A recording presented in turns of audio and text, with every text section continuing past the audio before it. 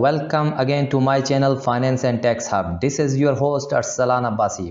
जैसा कि आप लोग जानते हैं कि 3 अप्रैल 2020 को प्राइम मिनिस्टर ऑफ पाकिस्तान ने ना सिर्फ कंस्ट्रक्शन इंडस्ट्री को ओपन करने का ऐलान किया बल्कि इस इंडस्ट्री के लिए बहुत बड़ा रिलीफ पैकेज भी अनाउंस किया, जिसका नोटिफिकेशन 17 अप्रैल को प्रेसिडेंशियल ऑर्डर के थ्रू जारी हुआ। आज की इस वीडियो में मैं अपने व्यूअर्स के साथ इसके 8 की रिलीफ पॉइंट डिस्कस करूंगा और वो इंडिविजुअल को कैसे अफेक्ट करेंगे ये एनालाइज करेंगे इस वीडियो में। सबसे बड़ा और हाईलाइटेड पॉइंट जो इस रिलीफ पैकेज का है वो है एमनेस्टी स्कीम। बहुत से लोगों का मानना है कि ये ऑर्डिनेंस बहुत से लोगों के लिए एक एमनेस्टी स्कीम के तौर पर आया है, जिसके थ्रू लोग अपना ब्लैक मनी वाइट कर सकते हैं, क्योंकि इस स्कीम के तहत जो भी कंस्ट्रक्शन सेक्टर पर पैसे इन्वेस्ट करेगा उससे सोर्स ऑफ इनकम का क्वेश्चन नहीं किया जाएगा। मतलब कि वो applicability of section 111 of the income tax ordinance से कंप्लीटली एग्जेम्प्ट होगा।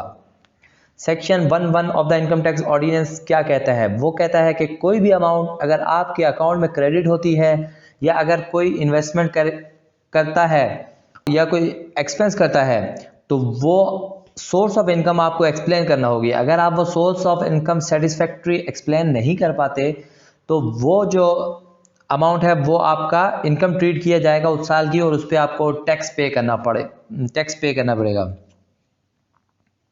तो ये बहुत बड़ा रिलीफ पैकेज है उन लोगों के लिए जिनके पास जिन्होंने पास्ट में पैसे कमाए मगर उस पर टैक्स नहीं दिया और अपनी वेल्थ स्टेटमेंट में शो नहीं किया। वो उस पैसे को कंस्ट्रक्शन इंडस्ट्री में इन्वेस्ट करके लीगलाइज करवा सकते हैं।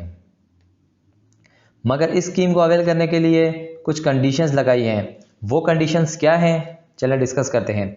सबसे पहली कंडीशन वो है कंप्लीशन ऑफ प्रोजेक्ट से रिलेटेड। जो भी प्रोजेक्ट इस स्कीम्स के अंडर फॉल करता है, एग्जिस्टिंग है या न्यू है, वो लाजमन कंप्लीट हो जाना चाहिए 31 दिसंबर 2022 से पहले। प्रोजेक्ट कंप्लीशन से मतलब बिल्डर्स के लिए ग्रे स्ट्रक्चर रेडी होना है। मतलब अगर उसने ग्रे स्ट्रक्चर रेडी कर दिया 2022 से पहले तो उसे कंप्लीट ट्रीट किया जाएगा। और डेवलपर के लिए कंप्लीशन स्टेज 50% तकरीबन कंप्लीशन स्टेज होनी चाहिए। 50% कंप्लीशन स्टेज से मतलब कि 50% तक उसके प्लॉट सेल हो जाने चाहिए और 40% ऑफ द इसकी सेल प्रोसीड जो प्लॉट की सेल से आती है वो रिसीव हो जानी चाहिए। इसका सेकंड जो कंडीशन है इसकी एमनेस्टी स्कीम को हासिल करने के लिए, वो कंडीशन ये है कि इन्वेस्टर एक सेपरेट बैंक अकाउंट ओपन करेगा और उसमें वो स्पेसिफिकली फॉर प्रोजेक्ट रिलेटेड जो उसने इन्वेस्टमेंट करनी है वो उसमें कैश डिपॉजिट करवाएगा और फिर उसी अकाउंट के थ्रू वो फर्दर पेमेंट प्रोजेक्ट से रिलेटेड थ्रू क्रॉस चेक करेगा। And third one is that investor scheme के अंडर इन्वेस्टमेंट करता है उसे IRIS में उस प्रोजेक्ट को रजिस्टर करना पड़ेगा। एक प्रिस्क्राइब फॉर्म है, वो फॉर्म फिल करना होगा। अच्छा, यहाँ एक बात बताना ज़रूरी है कि ये स्कीम सबके लिए नहीं है। पब्लिक ऑफिस होल्डर या उनके डिपेंडेंट या उनके बेनामीदार, लिस्टेड कंपनी और रियल एस्टेट ट्रस्ट इस पैकेज से फ़ायदा उठाने के अहल नहीं होंगे। और ऐसी इन्वेस्टमेंट जो किसी क्रिमिनल ऑफेंस यानी कि टेररिज्म, मनी लॉन्ड्रिंग के तहत हासिल की गई है वो इस पैकेज के थ्रू एग्जाम नहीं होगी। Second relief point, construction industry को विदहोल्डिंग टैक्स की रिस्पॉन्सिबिलिटी से रिलैक्सेशन मिल गई, एक्सेप्ट जब वो पेमेंट करें स्टील या सीमेंट इंडस्ट्री को या पेमेंट करें किसी कंपनी को अगेंस्ट सर्विसेज। एक्चुअली होता क्या है, section 153 of the income tax ordinance की रिक्वायरमेंट है कि जब भी पेमेंट करें किसी को गुड्स और सर्विसेज के अगेंस्ट तो सर्टेन परसेंटेज ऑफ पेमेंट आपको विदहोल्ड करना पड़ती है। But in Pakistan lot of small supplier जो इस चीज़ से अवेयर नहीं है कि उनकी रिक्वायरमेंट होती है कि उन्हें जितनी पूरी पेमेंट मिले जितनी उनसे एग्री हुई है। इन दैट केस कंपनी क्या करती है, कंपनी को वो कॉस्ट खुद बियर करना पड़ती है। और वो क्या करती है, वो विदहोल्डिंग टैक्स की अमाउंट को पहले इनवॉइस में ऐड करवाती है एंड देन डिडक्ट करती है to comply with the law requirement. तो ये कंपनी को एडिशनल कॉस्ट पड़ जाती है विदहोल्डिंग टैक्स की सूरत में, जो कि एक्चुअली उनकी कॉस्ट होती नहीं है। तो एडिशनल 4% और 4.5% इन केस ऑफ गुड्स उनको पे करना पड़ जाता है और इन केस ऑफ सर्विसेज 8% और 10% अराउंड उनको एक्स्ट्रा कॉस्ट पे करना पड़ जाती है किसी भी सर्विसेज की। तो ये बहुत ही बड़ा रिलीफ पैकेज है कंस्ट्रक्शन सेक्टर के लिए, जिसकी वजह से जिसका इम्पैक्ट उनको फाइनल कंस्ट्रक्शन कॉस्ट में भी आएगा और वो भी रिड्यूस होगी और इसका फाइनल इम्पैक्ट आम आदमी तक भी पहुंचेगा। थर्ड रिलीफ पॉइंट ये है कि सेकंड स्केड्यूल में एक क्लॉज इंसर्ट किया गया है जिसके तहत कोई भी इंडिविजुअल अगर अपनी पहली कंस्ट्रक्टेड रेजिडेंशियल प्रॉपर्टी सेल करता है तो वो कैपिटल गेन टैक्स से एग्जेम्प्ट होगा। लेकिन ये एग्जेम्पशन सिर्फ उन घरों के लिए है जो 500 स्क्वायर यार्ड से कम है या वो फ्लैट्स जिनका कवर एरिया 4000 स्क्वायर फीट या इससे कम हो। इस स्कीम का चौथा रिलीफ पॉइंट जो इस ऑर्डिनेंस के थ्रू आया है वो रिगार्डिंग इनकम टैक्स लायबिलिटी है। कंस्ट्रक्शन इंडस्ट्री के लिए फिक्स टैक्स रिजीम मुतारिफ करवाई गई है। कंस्ट्रक्शन इंडस्ट्री की जो भी इनकम इन प्रोजेक्ट से रिलेटेड होगी उसे एक separate block of income treat किया जाएगा जिस पे एक फिक्स टैक्स लागू होगा। मतलब उन्हें ये टैक्स पे करना होगा नो मैटर कि उनका कितना ज़्यादा वो प्रॉफिट अर्न करने हैं। And they can not take tax credit, they can not adjust losses and they can not get refund. Plus no applicability of alternative corporate tax जो कि 17% ऑफ अकाउंटिंग प्रॉफिट है and no applicability of minimum tax जो कि 1.5% of revenue है।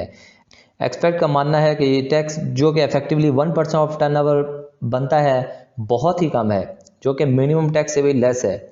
तो government को एक second look देना चाहिए इन रेट्स पे।